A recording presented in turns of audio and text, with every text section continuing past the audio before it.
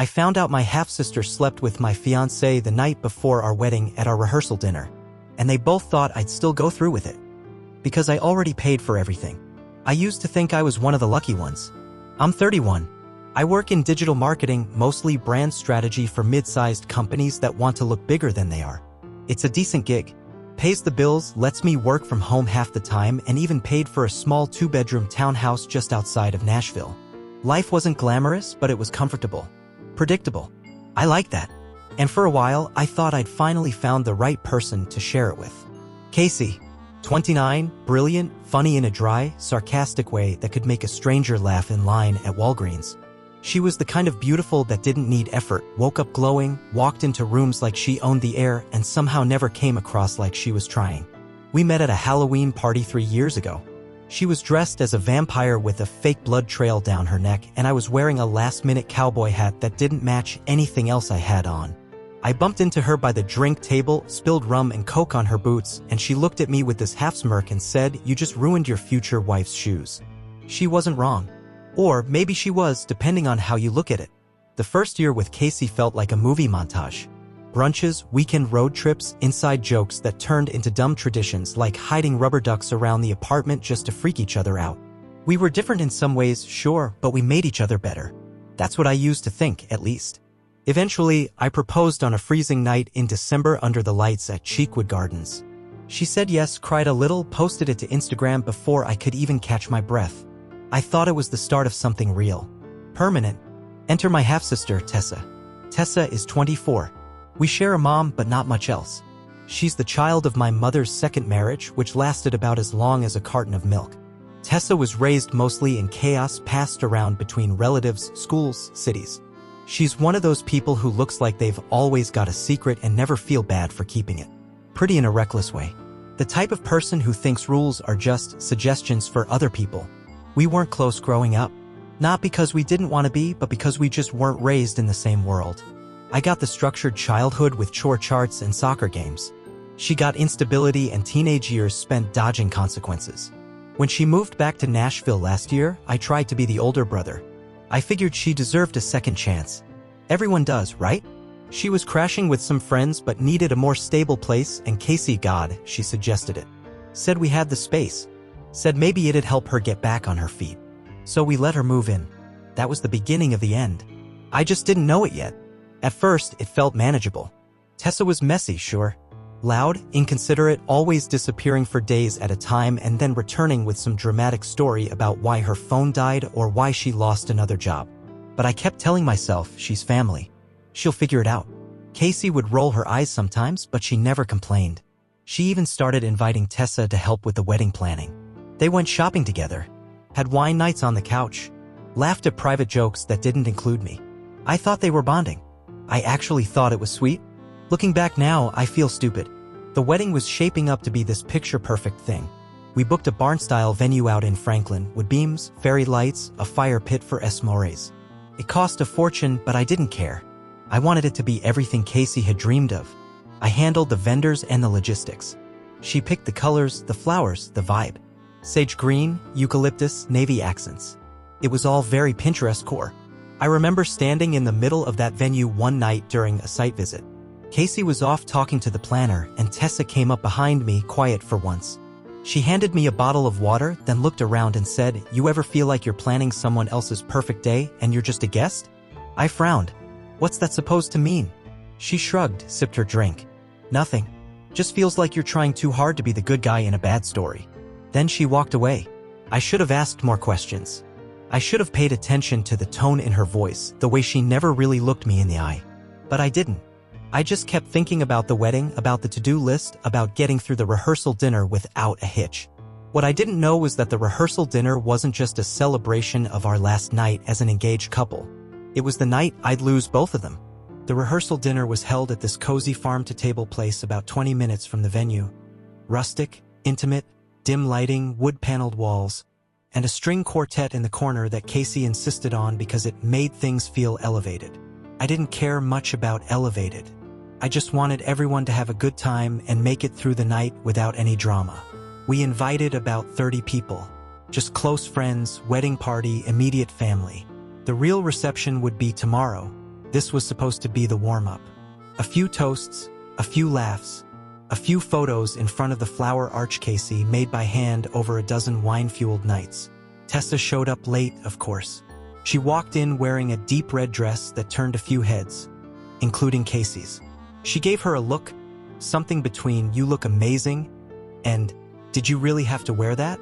But Casey smiled anyway. She always did. No matter how irritated she was, that smile never cracked. Not in public, at least. Tessa beelined for the bar. I watched her throw back a shot before even saying hello to anyone. "Little nervous?" I asked when I finally cornered her. She smirked. "No, just thirsty." Casey appeared beside me like magic. "There you are," she said to Tessa, looping her arm through hers. "I need you to meet Aunt Diane. She's obsessed with your hair." I watched them disappear into the crowd, Casey laughing, Tessa leaning in a little too close. The rest of the night blurred together. My best man gave his speech funny, heartfelt, a little too honest. My mom teared up. Casey's dad told a mildly inappropriate joke about our honeymoon, and everyone laughed just a little too hard. The food was amazing. The photographer caught perfect candid shots of everyone.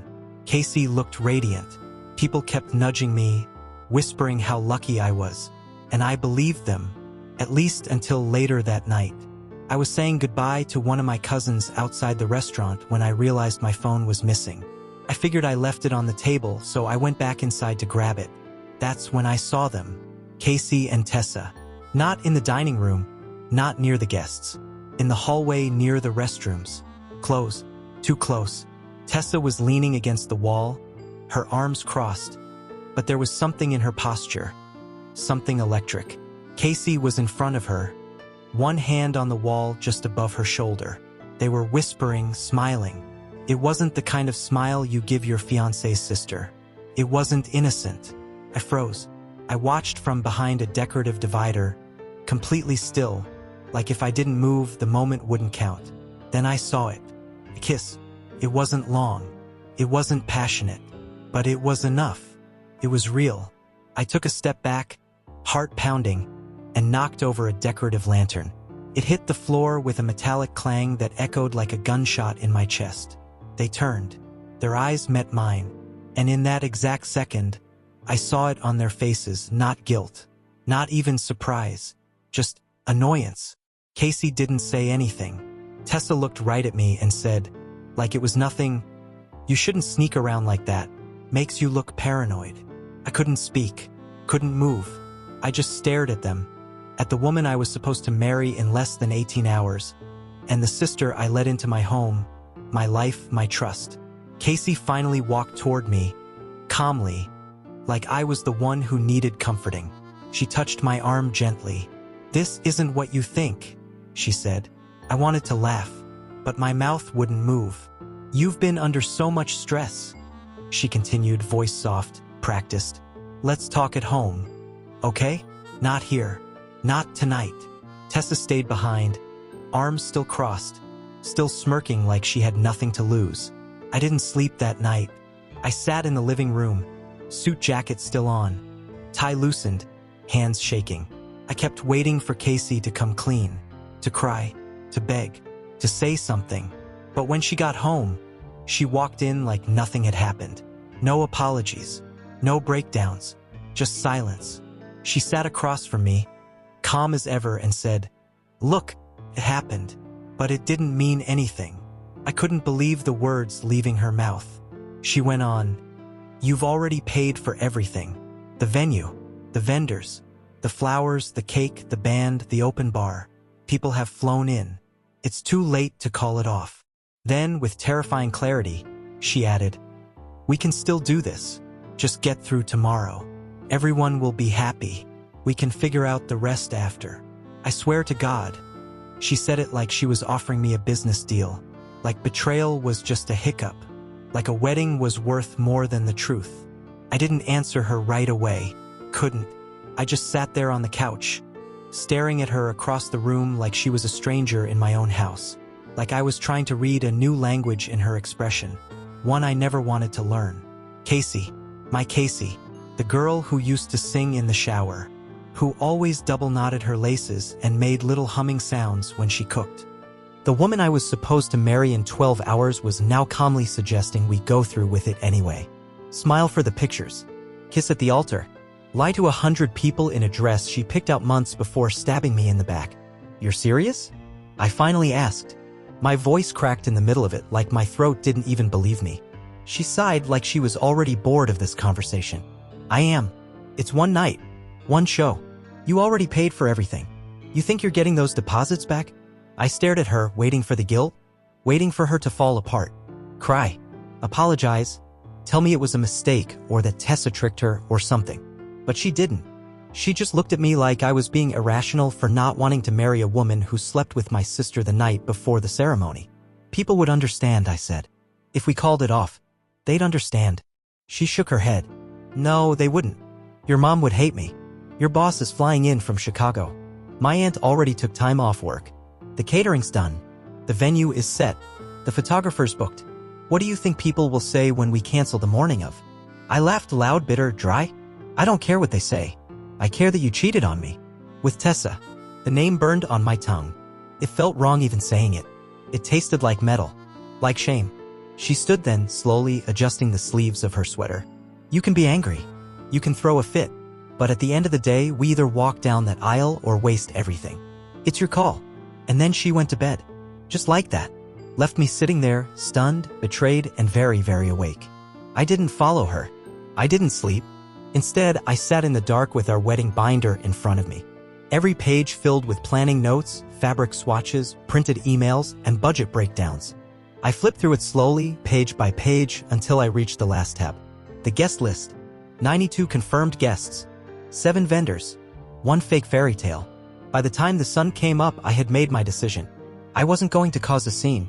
I wasn't going to fight. I was going to show up. But not for the wedding. I got dressed in my suit. Not the tux they rented for the ceremony. Just a dark navy suit I wore to client meetings. I drove to the venue 2 hours early before the florist or photographer could arrive. And I left a letter with the coordinator. Not for Casey. Not for Tessa. For everyone. I wrote it calmly. Clearly. Like a man giving a final statement before walking out of a burning building. Dear friends and family, it began. This wedding is not happening. The bride and my half-sister decided to celebrate early, alone, last night. I found out. And I've chosen myself instead. That's all I wrote. Nothing cruel. Nothing dramatic. Just the truth. I left it in a basket by the welcome table. The one where people were supposed to sign our guest book and drop off cards. Then I left. I didn't turn off my phone, I wanted it to blow up. And boy, did it. By the time I got home, I had 34 missed calls. My mom. Her dad. 2 groomsmen. 1 of the vendors. And finally, Casey. Her text popped up while I was unlocking the door. Casey, you're seriously doing this? You're humiliating me in front of everyone. Me, you humiliated yourself. I just told the truth. She didn't reply. Not until hours later. By then, it was too late. I was already gone. By the time the ceremony was supposed to start 4 p.m. sharp, I was 2 counties over, sitting in a corner booth of a quiet diner off the highway. I hadn't eaten all day. The waitress, an older woman with a beehive of blonde curls and a name tag that said Marge, slid me a plate of pancakes and didn't ask any questions. Maybe she saw it in my face, whatever it was I was carrying. Whatever weight people only seem to notice when you finally stop pretending you're okay. I scrolled through my phone slowly. 47 missed calls now. My mom had left a voicemail in tears. Sweetheart, please tell me this isn't true. Please. We just want to understand what happened. Tessa had texted me once. Just one line. Tessa, you really think you're better than this? No apology. No denial. Not even a lie to try and spin it. Just that. As if calling off my own wedding was some kind of overreaction. As if she was the one I owed a conversation to. I didn't answer her. I blocked her. Casey blew up my phone like it was her full-time job. Dozens of texts. Some angry. Some pleading. Some that didn't even make sense. You made me look insane. We could have talked about this. You said forever. You don't just throw that away over one mistake. I'm sorry, okay? I panicked. I was drunk. I didn't think. Then, you weren't even supposed to see us. That last one hit differently. Not I didn't mean to, not it wasn't serious, not it'll never happen again. Just, you weren't supposed to know. Like the issue wasn't the betrayal. It was that I caught them. She still didn't get it. Neither of them did. The wedding guests started finding out piece by piece. The coordinator texted me later to say she put the letter out just like I asked. She said most people took it quietly. Some left in silence. A few cried.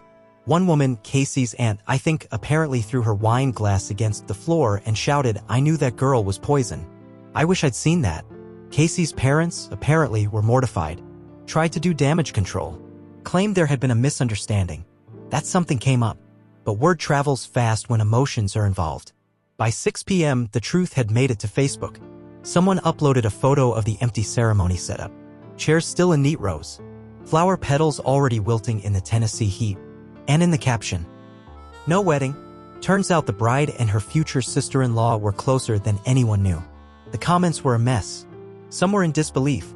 Others offered support. A few just posted popcorn emojis and watched it all burn. I thought I'd feel worse watching it unfold from a distance. But honestly, I felt calm. For the first time in weeks, maybe months, the pressure in my chest had eased. I wasn't trapped anymore. I wasn't pretending. I wasn't dressing up betrayal in a tuxedo and calling it commitment. I was just me again. That night, I booked a hotel room with no return date. Just a couple of changes of clothes and Scout, my dog, riding shotgun like he could sense the shift in our lives. I told my mom I'd call her soon, that I just needed a little time. I didn't hear from Tessa again. But 2 days later, she posted a picture on Instagram, her and Casey sitting on a back porch, drinks in hand, with the caption, "No regrets. Just lessons." I stared at it for a long time. There was no remorse. No awareness. Just pride, like they'd outsmarted the world. Like they thought they'd won. They were still living in the townhouse when I got back into town a week later. The one I paid for. The one with my name on the lease. I walked in quietly, Scout by my side, and they were both in the living room watching reality TV like nothing had ever happened. Casey looked up. Tessa didn't even bother. "You're not supposed to be here," Casey said, voice small for once. "Actually," I said, tossing the keys onto the counter, "I'm the only one who is supposed to be here." I handed her a printed notice. My name was the only one on the lease. I had already called the landlord and had her removed from the agreement. I gave them 48 hours to vacate. Tessa tried to argue. "You can't kick us out, we have nowhere to go." I looked her dead in the eye and said, "That's not my problem anymore." 2 days. That's all I gave them. 48 hours to pack up whatever dignity they had left and leave the townhouse I built my life in. The place they turned into a hiding spot after lighting my future on fire. When I handed Casey the eviction notice, she blinked at it like it was in another language. "You're really doing this?" she asked, like she was the one who got blindsided. I didn't answer. I walked straight to the spare room, the one that had become Tessa's by default, and opened the closet. My guitar, my camping gear, and the boxes of stuff I'd moved to storage to make room for her junk were still tucked behind a pile of her duffel bags and shopping hauls. Like my life had been quietly boxed up to make room for their mess. They tried to argue. Tessa went first. "This is so childish. We made a mistake, No, I cut in. You made a choice." She scoffed, turning to Casey for backup, but Casey wasn't looking at either of us. She was staring at the floor, lips pressed in a tight line. They packed slowly, dragging it out until the very end of that second day. I watched them carry their things out to the car they shared, a used Honda with peeling stickers and a cracked taillight. It felt poetic. When they finally pulled away, I stood at the front door with Scout at my side. He barked once as they turned the corner. I swear it sounded like applause. The silence that followed was deafening but honest. The next few weeks were weird, like living in the echo of something that had already crumbled. Friends texted. Some offered sympathy, some tried to stay neutral, a few asked if I needed help drinking through the grief. One of Casey's bridesmaids, Melissa, called me in tears. "I just can't believe she'd do that to you," she said. "We all thought you were the strong one." Turns out she was the weak link. Turns out a lot of people had seen red flags. They just didn't think it was their place to say anything. And I get it, who wants to be the person that drops a truth bomb before a wedding?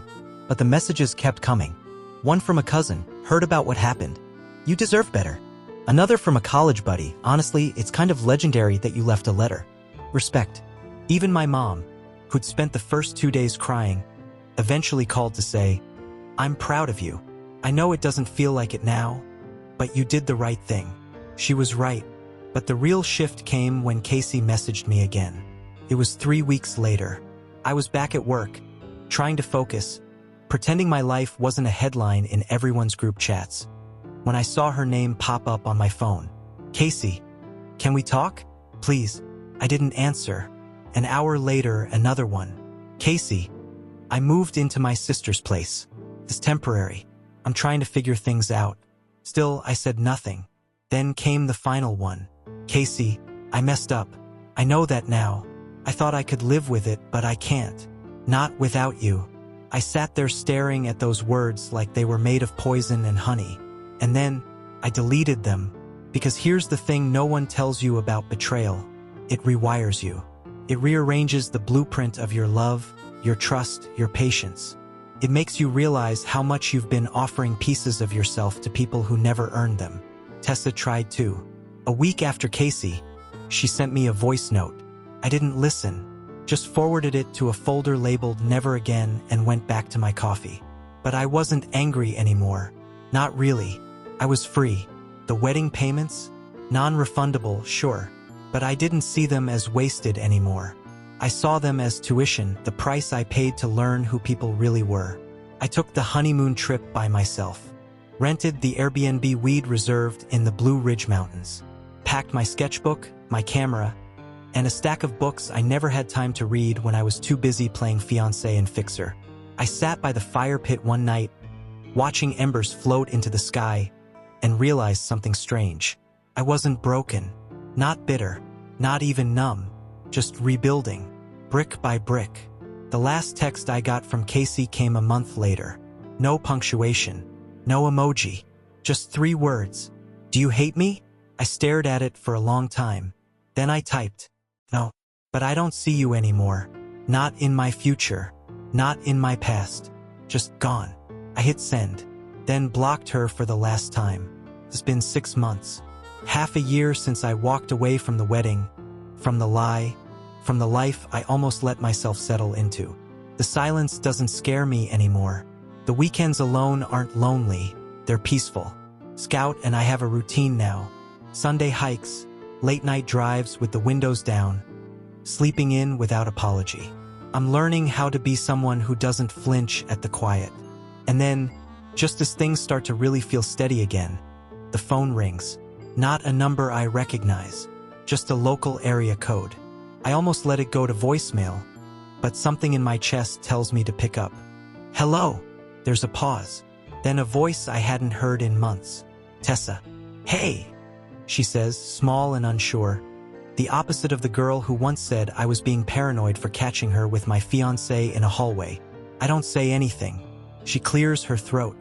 I wouldn't be calling if it wasn't important. I should have hung up. I really should have. But curiosity has a funny way of holding the door open, even when you've locked it from the inside. I'm listening, I say flatly. She lets out a shaky breath. Casey left. Moved out 2 weeks ago. Said she needed space. Said she couldn't look at me without thinking about what we did. I close my eyes. I can already see where this is going. She said she still loves you, Tessa adds, like that's supposed to matter.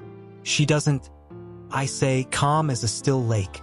She just hates that I walked away first. Silence. Then, I don't know what to do. I lost my job. I'm staying with a friend, but I'm not sure how long I can stay. I thought maybe you'd want to talk. That word, talk, hangs in the air like smoke from a fire that already gutted the house. I don't, I reply, not angry, not emotional, just honest. You don't even want to hear me out? I did, I say, 6 months ago, when I opened my home to you, when I trusted you, when I watched you smile through a toast you didn't deserve and hold hands with the woman I was about to marry. She tries again. We thought you'd forgive us.